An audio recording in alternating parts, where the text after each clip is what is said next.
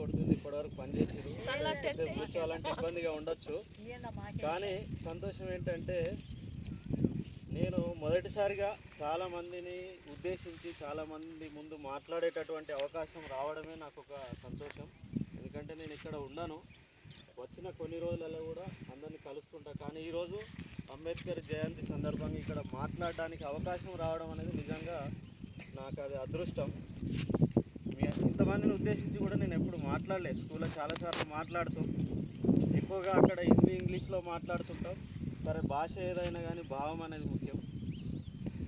ఈరోజు మనం మన ఇంట్లో దేవుణ్ణి పెట్టుకొని పూజిస్తాం. రాముని కావచ్చు, శివుని కావచ్చు, ఆంజనేయ స్వామిని కావచ్చు, కృష్ణుని కావచ్చు, మనం అనేక రకాల దేవుళ్ళను గుడిదేవర కావచ్చు మనం ఇంట్లో పెట్టుకొని పూజిస్తాం. ఎందుకని పూజిస్తామంటే ఒక నమ్మకం, మాకు మంచి జరగాలి అనే ఒక నమ్మకంతో. నిజానికి చెప్తున్నాను, వాళ్ళకంటే కూడా ఎక్కువగా వాళ్ళ సరసన అంటే దేవుళ్ళ పక్కన పెట్టుకొని ఒక ఫోటో పెట్టుకొని పూజించేటటువంటి ఒక ఖ్యాతి, కీర్తి, ఒక విలువ కలిగినటువంటి ఒక మహానీయుడు ఎవరంటే అంబేద్కర్. ఆ అంబేద్కర్ గురించి అంటే ఆయన మనకు ఒక దేవుడు. ఆ దేవుడు ఎందుకనేది నేను చెప్తాను. దేవునితోటి సమానం. కానీ మనం ఏదో ఒక రకంగా ఆయన పైన కామెంట్ చేయడం, లేకపోతే ఆయన గురించి ఆయన తప్పుగా మాట్లాడడం అనేది, అది కూడా మీకు తప్పుగా నేను భావించట్లేదు. ఎందుకంటే అది మనం తెలుసుకోకపోవడం వల్ల, ఆయన గురించి తెలుసుకోకపోవడం వల్ల, తెలియకపోవడం వల్ల ఏమన్నా మాట అనొచ్చు. కానీ అది తప్పేం కాదు. ఎందుకంటే అది మన అజ్ఞానం మాత్రమే, తెలియకపోవడం. ఒక్క మాటలో ఉదాహరణ చెప్పాలంటే ఈరోజు ఇక్కడ 100 రోజుల ఉపాధి హామీ పని ఏదైతే జరుగుతుందో దీనికి కూడా కారణం ఆయనే. ఆయన లేకపోతే గ్రామాలల్లో ప్రజలు, జనాలు, మహిళలు ఎండాకాలం రోజులలో రెండో పంట ఉండక, పని దొరకక ఖాళీగా ఉంటారు. వాళ్ళకి పని కల్పించాలనేటువంటి ఒక హక్కు, ఒక చట్టం 100 రోజుల పని కల్పించడం అనేది కూడా దాని వెనుకాల ఉన్నటువంటిది కూడా ఆయన కృషి. ఈయన 1891 అంటే దాదాపు 135 సంవత్సరాల క్రితం మహారాష్ట్రలో పుట్టిండు. మహారాష్ట్రలో రత్నగిరి అనే జిల్లాలో పుట్టిండు. అప్పుడు పరిస్థితులు ఎలా ఉన్నాయంటే 18వ శతాబ్దం ఆ టైంలో, ఒక 200 సంవత్సరాల క్రితం అయితే ఎంత దారుణంగా పరిస్థితి ఉందంటే మనుషులని, కొంతమంది మనుషులు మిగతా మనుషులని జంతువుల కంటే హీనంగా చూసేటటువంటి పరిస్థితి. జంతువుల కంటే హీనంగా చూడటం అంటే ఒక మాట చెప్తానా, ఒక ఎస్సీ, ఒక ఎస్టీ, ఒక బీసీ అంటే ఇక్కడ అన్ని రకాల కులస్తులు ఉండొచ్చు. నేను ఒక కులాన్ని ఉద్దేశించి ఒక కులాన్ని కించపరిచే విధంగా, ఇబ్బంది పెట్టే విధంగా మాట్లాడట్లేదు.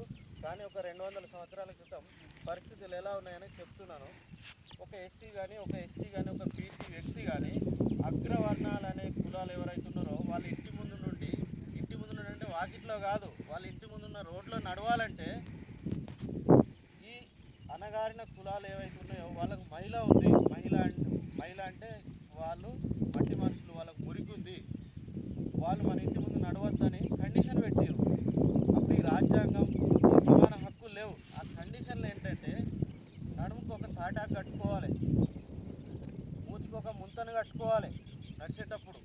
అంటే నడుస్తుంటే అడుగు ఏదైతే పడుతుందో అడుగు మళ్ళీ తాటాకు ఊడ్చుకుంటూ రావాలి. ఒకవేళ ఉమ్మస్తే వాడు ఎక్కడ రోడ్డు పక్కన ఉంచకూడదు, ఆ ముంతలోనే ఉంచాలి. ఎంత హీనమైన పరిస్థితి ఇది. మరి ఆయన ఈ ప్రపంచంలోనే అందరికంటే ఎక్కువ చదువుకున్నాడు. ఇక్కడ కాదు, ఈ రోజులలో మనం మన పిల్లల్ని వేరే జిల్లాకు, వేరే రాష్ట్రానికి పంపించాలంటేనే చాలా కష్టపడుతున్నాం. కానీ ఆయన దాదాపు 120 సంవత్సరాల క్రితం ఆయన పుట్టి 135 సంవత్సరాలు అవుతుంది. ఒక 100 సంవత్సరాలు అనుకోండి, 100 సంవత్సరాల క్రితమే వేరే దేశాలు పోయి చదువుకున్నాడు. కొందరు దాతల సహకారంతో. ఆయన పుట్టింది మనలాంటి ఒక అణగారినటువంటి కులంలో పుట్టిండు. ఆయన చదువుకోవడానికి స్కూల్కి వెళ్తే స్కూల్ నుండి బయటికి తరిమేసారు, బయటికి నెట్టేసారు. అయినా కానీ ఆయన ఎక్కడ కూర్చొని చదువుకున్నాడంటే ఆ స్కూల్కున్న కిటికీ పక్కన బయట కూర్చొని చదువుకున్నాడు. సార్ చెప్పేది ఏందని అక్కడ చెప్తుంటే విని చదువుకున్నాడు.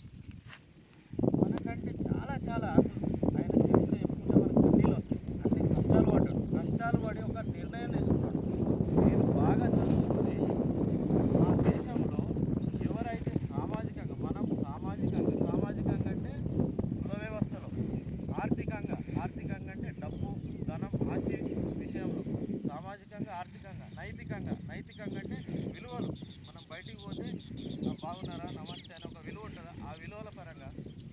హత్య చేయబడ్డాం మనం.